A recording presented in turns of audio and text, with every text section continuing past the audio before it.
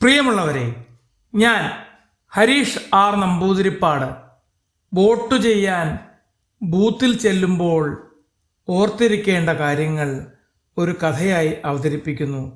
കന്നി വോട്ട്. അമ്മേ, എപ്പോഴാണ് വോട്ട് ചെയ്യാൻ പോകേണ്ടത്? അമ്മുക്കുട്ടി വോട്ടെടുപ്പ് ദിവസം അതിരാവിലെ തന്നെ ആവേശത്തോടെ ചോദിച്ചു. അപ്പു എഴുന്നേറ്റിട്ടില്ല. അവൻ എഴുന്നേറ്റ് റെഡിയാവട്ടെ, എന്നിട്ട് പോകാം. അപ്പുവും അമ്മുവും ഇന്ന് വളരെ ആവേശത്തിലാണ്. ആദ്യമായി ത്രിതല പഞ്ചായത്തിൽ വോട്ട് ചെയ്യാൻ പോവുകയാണ്. ഇന്ന് നിങ്ങൾക്ക് ജനാധിപത്യത്തിൻ്റെ ആദ്യ പടിയിലേക്ക് കാൽ വയ്ക്കാൻ കഴിയും. തയ്യാറായിക്കോളൂ, അച്ഛൻ പറഞ്ഞു.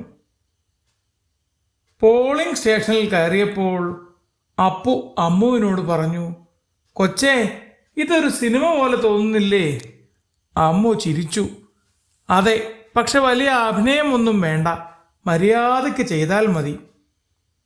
ഒന്നാമതായിരിക്കുന്ന ഓഫീസർക്ക് കടിച്ചു കീറാൻ വരുന്ന ഭാവമാണെന്ന് അമ്മുവിന് തോന്നി.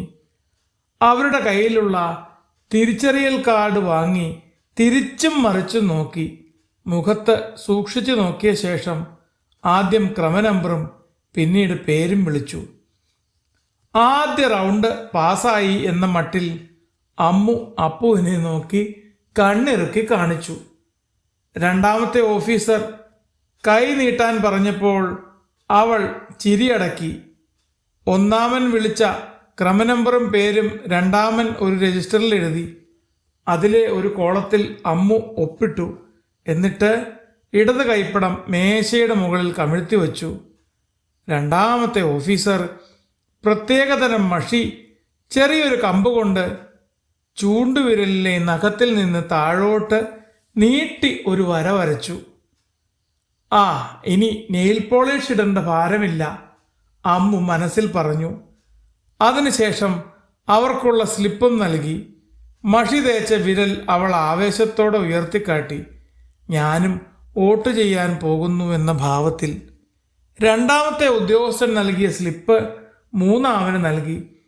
മഷി പുരട്ടിയ വിരൽ കാണിച്ചപ്പോൾ അദ്ദേഹം പറഞ്ഞു, ദാ അവിടെ കാണുന്ന ആദ്യത്തെ ബാലറ്റ് യൂണിറ്റിലെ ഇഷ്ടമുള്ള ചിഹ്നത്തിന് നേരെ വിരലമർത്തിക്കോളൂ. അങ്ങനെ 3 യൂണിറ്റിലും വോട്ട് ചെയ്യണം. ബൂത്തിൽ കയറിയപ്പോൾ വ്യത്യസ്ത നിറങ്ങളിൽ 3 ബാലറ്റ് യൂണിറ്റുകൾ അപ്പു വായിച്ചു. ഗ്രാമ, ബ്ലോക്ക്, ജില്ലാ പഞ്ചായത്തുകൾക്ക് വേറെ വേറെ. അമ്മു പറഞ്ഞു, നമ്മൾ ഏത് തലത്തിലേക്കാണ് വോട്ട് ചെയ്യാൻ ആഗ്രഹിക്കുന്നത് ആ ചിഹ്നത്തിന് മുന്നിലുള്ള ബട്ടൺ അമർത്തുക, പിന്നെ ബീപ്പ് കേൾക്കുക. കേട്ടോ അപ്പു? പിന്നാലെ വരുന്ന അപ്പുവിനോട് അമ്മു ആധികാരികമായി പറഞ്ഞു. ബീപ്പ് ബീപ്പ് ശബ്ദം കേട്ടപ്പോൾ അമ്മുവിൻ്റെ മുഖം സന്തോഷം കൊണ്ട് വിടർന്നു. ഗ്രാമപഞ്ചായത്തിലെ വോട്ട് ചെയ്ത് കഴിഞ്ഞപ്പോൾ അപ്പുവിനൊരു കുസൃതി തോന്നി.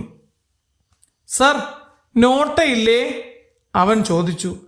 അതെന്താ അപ്പുവേ, ഈ നോട്ടിൻ്റെ ചേട്ടനാണോ? അത് കേട്ട് പോളിംഗ് സ്റ്റേഷനിലുള്ളവരെല്ലാം അമ്മുവിനെ നോക്കിക്കൊണ്ട് തലയറിഞ്ഞ് ചിരിയായി. ആകെ നാണിച്ചു നിന്ന അമ്മുവിനെ നോക്കി പറഞ്ഞു, നൺ ഓഫ് ദ എബോവ്, അഥവാ മുകളിലുള്ള ആരെയും എനിക്ക് താല്പര്യമില്ല എന്ന അർത്ഥത്തിൽ ലോക്സഭയിലും നിയമസഭയിലും നോട്ട എന്ന ബട്ടൺ അമർത്തിയാൽ മതിയായിരുന്നു. എന്നാൽ പഞ്ചായത്ത് തെരഞ്ഞെടുപ്പിൽ ആ സൗകര്യമൊന്നുമില്ല അമ്മൂട്ടിയെ. ഇത് കേട്ട പോളിംഗ് ഓഫീസർ അപ്പുവിനെ നോക്കി അഭിമാനത്തോടെ ചിരിച്ച ശേഷം മറുപടി കൊടുത്തു. ത്രിതല പഞ്ചായത്തിൽ നോട്ടയില്ല, അതിനു പകരം എൻ്റെ ബട്ടനാണ്. ആർക്കും വോട്ട് ചെയ്യാൻ താല്പര്യമില്ലെങ്കിൽ എൻ്റെ ബട്ടൺ അമർത്തിയാൽ മതി. തൻ്റെ ചോദ്യത്തിന് മറുപടി നൽകിയ ഉദ്യോഗസ്ഥനെ തൊഴുത ശേഷം അവൻ ഇഷ്ടക്കുറവ് മറച്ചുവെക്കാതെ രണ്ടാം ബാലറ്റിലെ എൻ്റെ ബട്ടൺ അമർത്തിയപ്പോൾ ബീപ്പ് ശബ്ദം അവരെ ഞെട്ടിക്കുന്ന തരത്തിൽ മുഴങ്ങിക്കേട്ടു. തുടർന്ന് 3-ാം കമ്പാർട്ട്മെന്റിലെ ഇഷ്ടമുള്ള സ്ഥാനാർത്ഥിക്ക് വോട്ട് ചെയ്തു. അപ്പോഴും വലിയൊരു ബീപ് ശബ്ദം കേട്ടു. വോട്ടിംഗ് കഴിഞ്ഞേ. അപ്പു പറഞ്ഞത് ഉറക്കെയായിപ്പോയി. ഛേ, ഈ ചെക്കൻ, അമ്മ പതുക്കെ പറഞ്ഞു. വോട്ടിംഗ് പൂർത്തിയാക്കി പുറത്തിറങ്ങുമ്പോൾ അമ്മു പറഞ്ഞു, ഇതൊക്കെ നിസ്സാരമല്ലേ, ഒരു വലിയ ഉത്തരവാദിത്തം നമ്മൾ ചെയ്തു അല്ലേ? അപ്പു സമ്മതിച്ചു. അതെ, ഇന്ന് നമ്മളും ജനാധിപത്യത്തിൻ്റെ ഭാഗമാണ്. ഇനി ഓരോ തെരഞ്ഞെടുപ്പിലും വരണം. അങ്ങനെ അപ്പുവിൻ്റെയും അമ്മുവിൻ്റെയും ആദ്യ വോട്ടുദിനം ചിരിയും ചിന്തയും ഉത്തരവാദിത്വവും നിറഞ്ഞ ഒരു പ്രത്യേക ദിവസമായി.